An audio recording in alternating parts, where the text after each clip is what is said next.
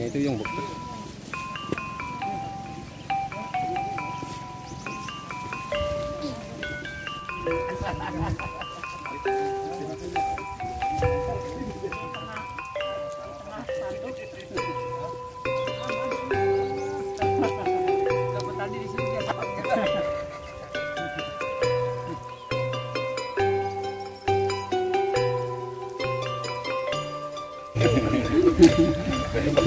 Betul. Mau ada dicari. Ya, nggak perlu jauh-jauh Wah, Pak lah. Kadis Bang pinter lah. Pak Kadis paling Pak Kadis cepat. Bang pinter lah. Wah, Nanti yang menyelesaikan Pak Kadis kan. Cuman dua-duanya nih. Tadi Tanju. Anggur kita lakukan.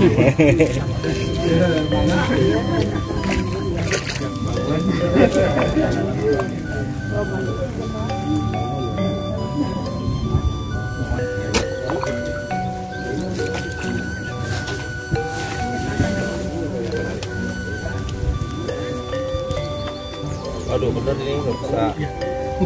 Nggak bisa diangkat ya Pak ya.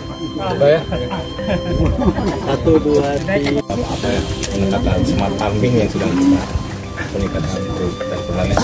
Ya, jadi smart farming itu prinsipnya adalah efisiensi dan efektivitas.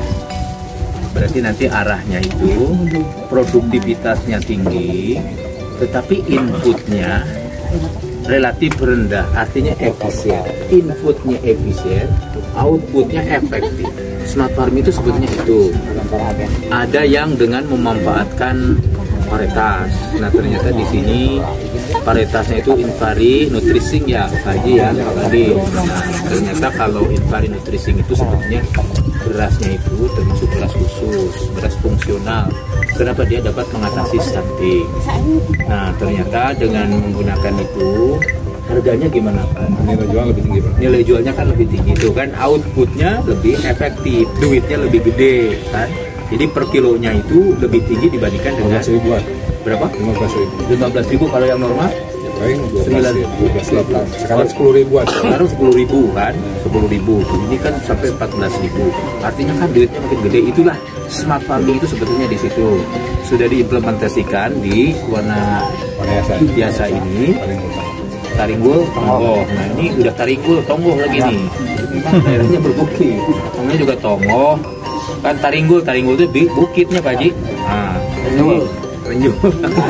Jadi maksudnya smart farming sudah diimplementasikan di sini. Kemudian yang kedua juga saya melihat di sini sumber airnya berkesinambungan. Ada terus. Nah, petani di sini ternyata tadi sudah 3 kali. Kenapa? Airnya ada. Nah, airnya ada terus. Berarti ini pemanfaatan sumber daya lahan, sumber daya air ini maksimal. Ya, jadi air tidak ada yang terbuang sia-sia. Tapi air dibelokkan dulu ke lahan sawah, kemudian tanaman tumbuh menghasilkan beras, mungkin ada yang sayuran menghasilkan sayur-sayuran gitu. Nah, setelah itu baru boleh masuk di sungai, baru masuk ke laut. Nah, artinya apa? Efisiensi air luar biasa. Bayangkan 1 tahun 3 kali. Kalau 3 kali berarti 3 kali 4 kan, masing-masing 4 bulan, masing-masing 3 bulan misalnya tanam lawungpun, udah 9 bulan. 9 bulan dari 12 bulan betul-betul dimanfaatkan air di Wanayasa ini. Itu berarti masuk ke arah smart farming, efisien, tidak ada yang terbuang ya. Bahkan di sini produktivitasnya berapa Pak Haji? ada yang 5,6, ada yang 6. Sekitar 5,6 sampai 6 ton per hektar Pak Haji ya. Tuh kan di sini kan sudah berarti sudah di atas rata-rata nasional. Rata-rata nasional kan 5,2 ya. Nah, sedangkan ini padahal dataran tinggi loh. Dataran tinggi saja bisa menghasilkan angka segitu. Itu berarti hebat. Nah, berarti di sini sudah memanfaatkan pupuk kandang juga ya, kompos Pak Haji. Oh, lagi-lagi itu smart farming tuh. Jadi dengan adanya kompos, pupuk kandang, ya, di situ kan ada pupuk organik, ada pupuk hayati, ada pembenah tanah. Itu mampu mendongkrak produktivitas, gitu loh. Nah, lagi-lagi efektif tuh kan. Ini smart farming lagi nih, ya dengan pemanfaatan apa namanya tadi kompos, pupuk kandang dan sebagainya. Dan ini sudah biasa Pak Haji ya, petani di sini. Artinya implementasi smart farming di Wanayasa ini. Berapa Pak? Cuaca ekstrim ini pengaruh hasil produksi. Sekarang bukan ekstrim kok, sekarang masih normal.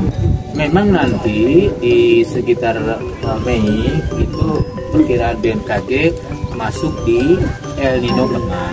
Tapi lemah ya, El Nino itu curah hujan sedikit kering dibandingkan dengan biasanya.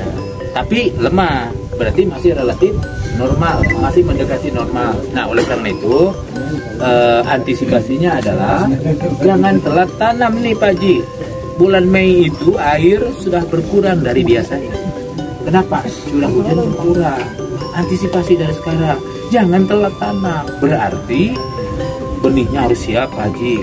Pupuknya tuh berarti harus betul-betul disiapkan. Apalagi olah tanahnya. Semua harus betul-betul disiapkan. Jangan sampai ada telat tanam. Nah, tapi kalau di Wanayasa ini, tadi saya lihat sendiri, yang begitu panen langsung tanam. Belum selesai panen, pembibitan sudah ada tuh. Jadi selesai panen langsung diolah lagi, langsung tanam lagi. Jadi memang betul-betul efektif di sini. Ya, jadi menurut saya antisipasinya sudah mulai dilakukan oleh petani ini, artinya tidak terlambat tanam. Nah, kemudian antisipasi yang lain, mungkin di tempat-tempat tertentu, ya ada yang memang langsung kering mungkin. Nah, kalau kering berarti kita harus menggunakan padi yang relatif tahan kekeringan. Apa itu? Impago. Kalau di Wanayasa saya kira enggak. Ya, Wanayasa ini relatif air tersedia terus. Jadi walaupun nanti musim kering, air tetap ada, cuman mungkin berkurang. Yang tadinya misalnya debitnya itu taruhlah 10 liter per detik, mungkin jadi 9 liter per detik. Jadi ini kan El Nino-nya lemah. Ya, artinya turun sedikit kalau El Nino lemah itu. Nah, jadi Pak Haji, antisipasinya jangan telat tanam. Berarti benih, pupuk, ngolah tanah itu jangan telat, begitu ya. Ya, kalau telat nanti pas kena El Nino, ya belum tanam ribu Pak Haji nanti. Tapi kalaupun misalnya kena El Nino udah tanam, kan akar sudah kemana-mana, akar sudah tumbuh kemana-mana. Nah, kalau akar sudah tumbuh kemana-mana aman. Oke, Pak, terkait peran penyuluh sendiri. Ini kan nutrisinya varietas yang dikenal seperti itu. Penyuluh itu tugasnya adalah ya mendampingi petani agar yang tadinya tidak mengerti menjadi mengerti, yang tadinya belum paham menjadi paham, yang tadinya belum mau menjadi mau, yang tadinya belum mampu ya untuk mengimplementasikan teknologi jadi mampu. Ujung-ujungnya apa? Peningkatan produktivitas. Ujung-ujungnya apa? Peningkatan pendapatan petani. Nah, jadi begitu, itu tugas penyuluh. Nah, oleh karena itu penyuluh memang harus proaktif, harus turun ke sawah, ke petani, dampingilah mereka gitu loh. Memang tugas penyuluh. Jadi penyuluh itu sebetulnya otaknya petani. Penyuluh itu penyuluh apa? Kan? Penyuluh itu sobatnya petani. Artinya ya memang harus dekat dengan petani. Bahkan denyut napasnya petani, penyuluh harus tahu. Gitu. Ya, nah, kembali ke tugas penyuluh. Intinya bagaimana mengajak petani itu ya mengimplementasikan inovasi teknologi, mengimplementasikan bagaimana perawatan irigasi air, perawatan galengan, perawatan saluran air, perawatan apapun yang terkait dengan pertanian ya, agar mereka itu benar-benar bisa berproduksi dengan baik. Belum cukup, penyuluh juga harus mendampingi petani bagaimana caranya petani itu dapat duit yang layak. Ya, itu sebetulnya masalahnya baru bisa didistribusikan kalau sudah ada usulan dari bupati. Bupati baru bisa mengusulkan kalau semua warganya udah lengkap. Iya, jadi memang ada saja pokan atau penyuluh yang memang terlambat begitu. Udah berkali-kali diundur. Usulan itu dari awal kan masa sih setiap tahun ada rese gitu loh.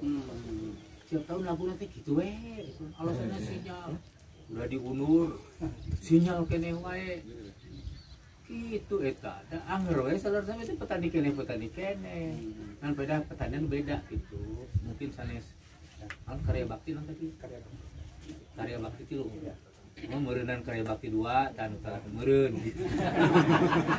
Dan makanya kompak. Nah, jadi nanti Pak Kadis coba dikerahkan, jangan sampai ada pembatas.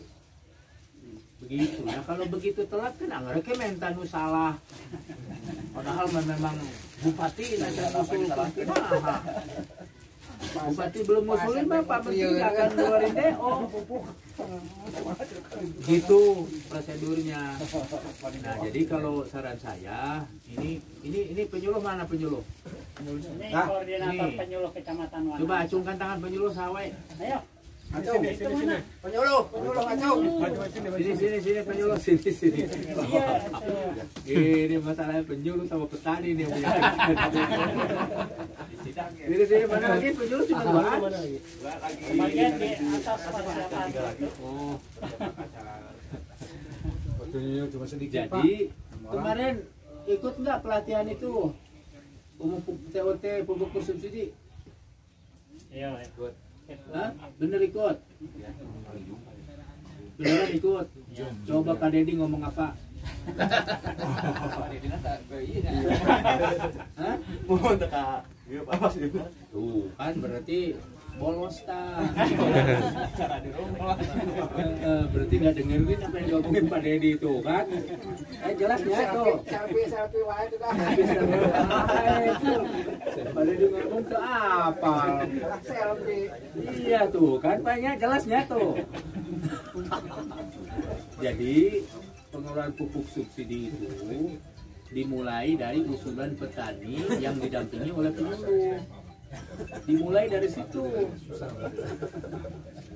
Nah, berdasarkan data-data itulah Kementerian Pertanian membagikan alokasi pupuk ke seluruh Indonesia. Nah, jadi kalau usulannya telat, ya telat lah. Bahkan membuat telat yang lain.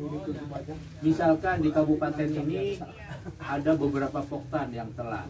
Kabupaten kita telat. Nah, dari pupuk mah mual mungkin dikirimnya poktan iya dinten iya. Poktan iya. Enjing minggu terjasa gitu. Anggaran per kabupaten distribusi pupuk mah gitu. Nanti dilihat mana yang paling duluan, nah itu yang jadi patokan. Begitu. Nah sekali lagi kalau bupati belum ngusulin, menteri mau ngasih apa? Ngusulannya aja belum. Mau dikarang, bisa ngarang-ngarang menteri. Begitu. Jadi sekali lagi, satu tepat waktu ya. Ini penyuluh sama petani nih ya, biar enggak terulang-ulang terus. Kalau terulang-ulang terus, berarti masalahnya tetap ini. Ya, keledai saja tidak pernah terprosok di lubang yang sama. Keledai itu adalah binatang yang paling pandai, tidak pernah terprosok di lubang yang sama. Masa kita terprosok di lubang yang sama? Boleh lah, kecuali sama istri sendiri.